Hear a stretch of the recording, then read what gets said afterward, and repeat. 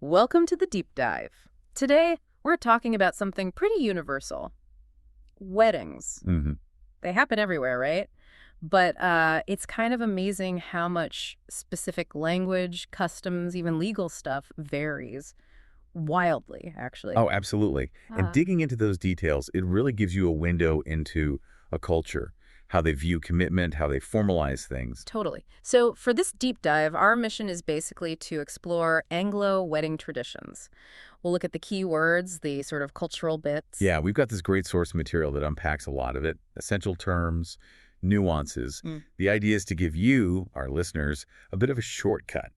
Get you up to speed, maybe share some surprising facts along the way. I think this source is good because it hits some common sticking points. Like, Yeah, we're going to talk about who does what in the wedding party. right. And there's this one grammar mistake with the word marry that tons of English learners make. We'll clear that Oh, up. yeah, that's a big one. Plus, a surprising legal detail about the marriage license. When and where it gets signed, turns out it's quite different depending on where you are. So, ready? Let's do it. So, starting right at the center, the couple. In an Anglo wedding, the man getting married, he's the groom. Groom. Got it. And our source kind of touches on, the traditional ideas around him, the nervous groom waiting at the altar, that sort of thing. And the woman, naturally, is the bride, usually in white, though that tradition itself has a whole history. Exactly. Symbolism of purity, new beginnings, all that. But okay, beyond them, who else is right up there at the ceremony? Well, you've got the bridesmaids. These are the bride's friends, usually her closest ones, standing up there with her. Right, offering support. And then the younger ones. Ah, yes, the cute factor. Mm, The flower girl, she walks down the aisle, scattering petals. adorable. And the ring bearer. Usually a little boy, yeah, carrying the rings, sometimes on a little pillow. It adds to the whole procession, the visual story. And speaking of the aisle, that's Mhm. Aisle. Right, silent S. Important pronunciation note there. Aisle. It's more than just a path, isn't it? In a wedding context, it's like super symbolic. The journey they're taking.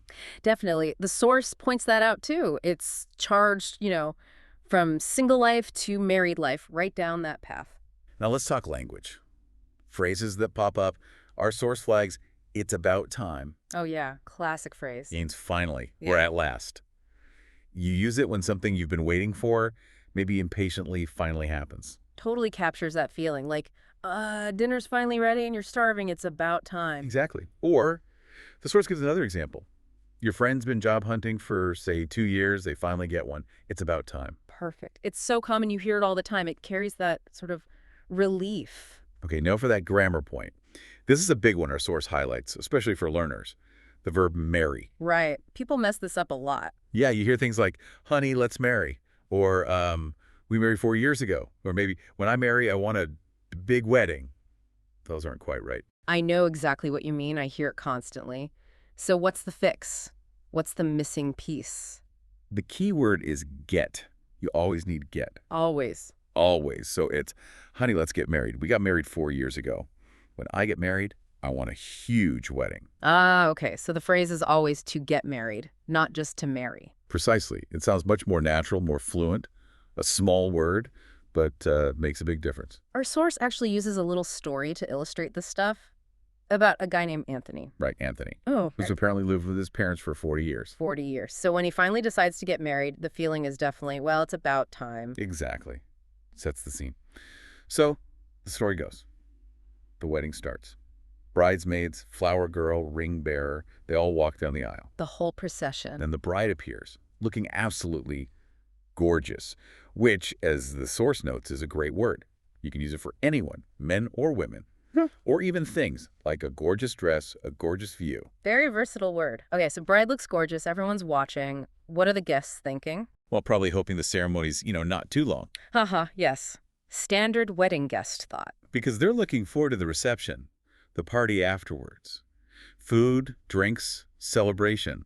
That's often seen as the main event for guests. So wait, the story in our source, it doesn't quite go to plan, does it? No, there's a twist. The dialogue reveals.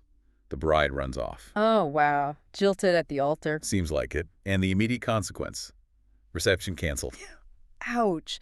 And that really highlights how important the reception is, doesn't it? Like for many people, that is the wedding experience, the eating, drinking, celebrating. Totally. The fun part, you could say. It underlines that communal celebration aspect. Speaking of the ceremony itself, though, there are two other key people we haven't mentioned yet. The source really emphasizes them. Ah, yes. The best man. And the maid of honor. Right. Usually the groom's closest friend or relative and the bride's closest friend or relative, respectively. Their main job, besides general support, is legal, yes. They're the official witnesses. Their primary function is to sign the marriage license. Okay, witnesses. That makes sense.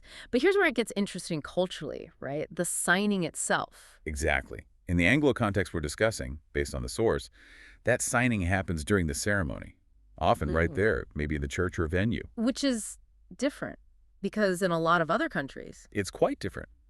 In many places, the legal part, the signing of the license or register, happens before the big ceremony. Sometimes it's a separate thing entirely, like a civil marriage at a registry office first. And then maybe a church wedding or a big celebration later, which is more ceremonial. Precisely. You sort of legally tie the knot, then you have the traditional celebration. Two distinct steps sometimes. And thinking even broader, globally, our source mentions the sheer diversity. Like, it notes some traditional Indian wedding celebrations that can last. What was it? It mentions around 7 days, which is incredible. 7 days compared to the typical one-day Anglo event. Yeah, and just to be clear, when it says lasting 7 days, it's talking about the whole series of celebrations, rituals, parties. Ah, okay. Not the legal signing taking a week. Oh, no, it's the festivities, different ceremonies, different events spread out. It just shows how varied the cultural approach to celebrating and marking a marriage can be. Different priorities, different traditions. Wow. Okay, so let's try and wrap this up. We've covered quite a bit. We have. Core vocabulary like groom, bride, aisle, reception. We tackled that phrase, it's about time. And importantly, the get married versus marry distinction. Crucial grammar point there. And we also touched on these really interesting cultural and even legal differences, like when the license gets signed. And hopefully these insights help you, the listener, understand not just Anglo culture a bit better, but also just appreciate the amazing variety in how humans celebrate marriage globally. Yeah, it's useful stuff, whether you're just curious or, maybe you're actually going to a wedding soon. So, final thought to leave you with. Considering these huge differences we've touched on, the legal timing, the length of celebrations, the specific roles, what does all that variation really tell us about, that universal human thing of wanting connection, wanting commitment, and all the different ways societies decide to make it official? That's a great question. Something definitely worth mulling over. Right. How different cultures choose to formalize and celebrate that fundamental bond.